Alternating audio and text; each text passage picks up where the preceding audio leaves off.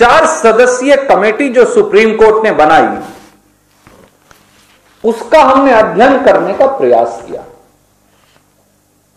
और वो काफी चौंकाने वाला है, काफी अजीबोगरीब है, क्योंकि हमने ये पाया कि वो चारों सदस्य जो कमेटी के सदस्य हैं, उन्होंने तो पहले से ही सार्वजनिक तौर से ये निर्णय कर रखा है और बात कही है कि ये तीनों काले कानून सही हैं। किसानों से 3 काले कानून को खत्म करने वाली कमेटी के सदस्यों ने पहले ही ये कह दिया कि ये तीनों काले कानून सही हैं और किसान गलत हैं, किसान भटके हुए हैं। तो ऐसी कमेटी किसानों के साथ न्याय कैसे करेगी, ये प्रश्न एक नागरिक के तौर पर हमारे जहन में अवश्य उठता है। मैं एक एक करके आपको ये कागजात भी भेजूंगा। पहले सदस्य हैं कमेटी के अशोक गुलाटी जी। उन्होंने बाकायदा ये लेख लिखा और कहा कि ये तीनों कानून जो हैं वो बिल्कुल सही रास्ता और सही चीज है, और ये भी कहा कि अपोजिशन यानी विपक्षी दल वो भटक गए हैं और किसान भी शायद भटक गए हैं। ये मैं नहीं कह रहा, ये अशोक गुलाटी उस कमेटी के सदस्य कह रहे हैं। और बड़े अजीबोगरीब तरीके से उन्होंने ये भी कहा कि मैं पहले से ही कह रहा हूं कि इन कानूनों के फायदे किसानों के समझ नहीं आ रहे। ये अशोक गुलाटी जी का कहना है। उसके दूसरे सदस्य हैं पीके जोशी साहब, जो शायद एक इंस्टीट्यूट के हेड भी हैं। उन्होंने भी ये लेख लिखा और वो तो एक कदम और भी आगे निकल गए। उन्होंने कहा ये कानून भी ठीक हैं और न्यूनतम समर्थन मूल्य भी नहीं होना चाहिए, ये भी गलत है। मैं आपको अंग्रेजी में लेख है उसकी 2 लाइन पढ़ता हूं। उन्होंने कहा, पीके जोशी साहब ने एक ज्वाइंट आर्टिकल लिखा और कहा, the farm agitations demand to repeal the 3 farm laws and legalise minimum support price baffles us. वो कहते हैं मैं इससे बहुत चौंक गया हूं। Given the apprehension over the impact of laws on the farmers are mostly misplaced. तो बोलते हैं किसान जो हैं वो भटके हुए हैं, उनकी जो सोच है वो सही नहीं है। और आगे जाके उन्होंने ये भी कहा कि अगर सरकार को खेती की उपज खरीदनी पड़ेगी तो सरकार के लिए तो यह संभव ही नहीं, सरकार को खेती की उपज खरीदनी ही नहीं चाहिए। And I can read it. Alternatively the government has to procure the commodity at the declared prices. This is not feasible as the government has to create a huge network for procurement for all commodities. तो उन्होंने तो कहा MSP भी नहीं देना चाहिए, किसान भी भटके हैं और कानून भी गलत है। तीसरे सदस्य हैं माननीय अनिल घनवंत साहब, जो एक संगठन के प्रमुख हैं। अब घनवंत साहब तो इससे भी आगे चले गए। वो तो जाकर मेमोरेंडम लेकर आए, चिट्ठी लिखकर देकर आए और उन्होंने ये कहा कि ये कानूनों से ही असली आजादी मिलेगी। यानी इन 3 काले कानून जो हैं वो ना केवल सही हैं, उन्हीं से आजादी मिलेगी और वो इन काले कानूनों को लागू करने के हक में अपने संगठन के माध्यम से प्रदर्शन तक कर रहे हैं।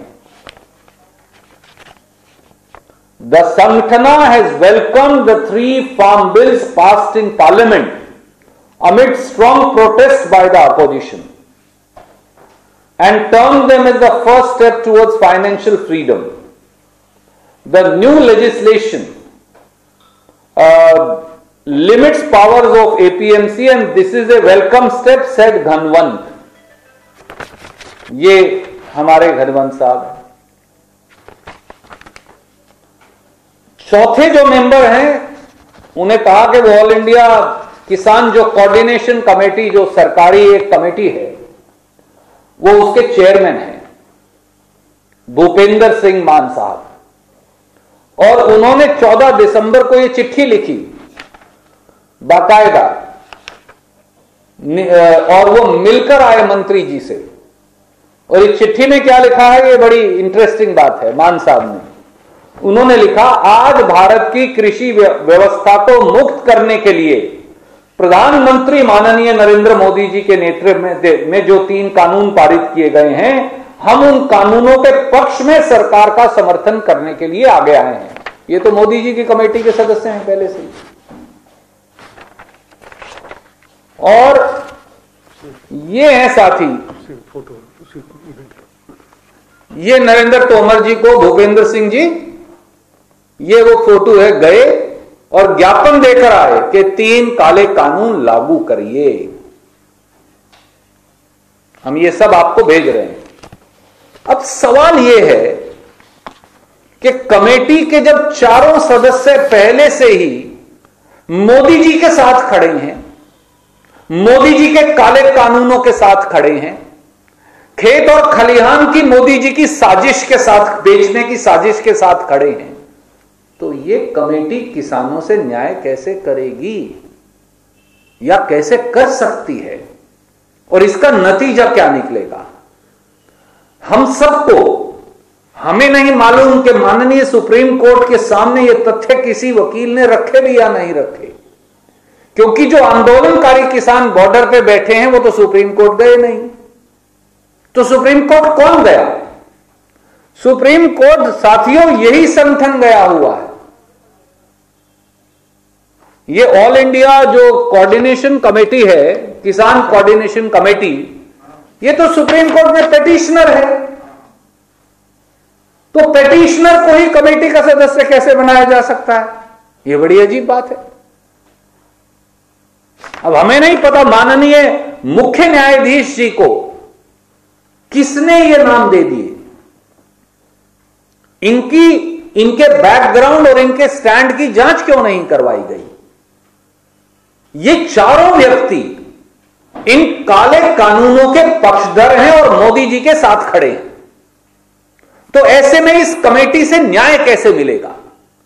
यह देश के हर नागरिक को समेत माननीय सुप्रीम कोर्ट को सोचने की जरूरत है, क्योंकि सुप्रीम कोर्ट तो किसान की पक्ष में बात कर रही है, सुप्रीम कोर्ट तो किसानों के प्रति चिंता जाहिर कर रही है, मुख्य न्यायाधीश तो निराशा जाहिर कर रहे हैं, गुस्सा भी जाहिर कर रहे हैं सरकार से कि वो किसानों की स्थिति से निपटते नहीं।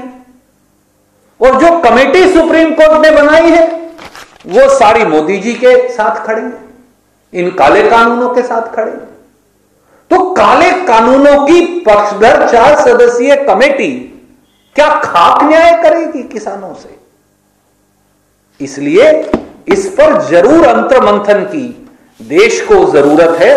इसीलिए हमारे किसान भाइयों ने भी साफ कहा, जो कांग्रेस ने कहा, जो राहुल गांधी जी ने कहा, कि केवल एक ही सॉल्यूशन है, इन 3 काले कानूनों को खत्म करिए। और साथ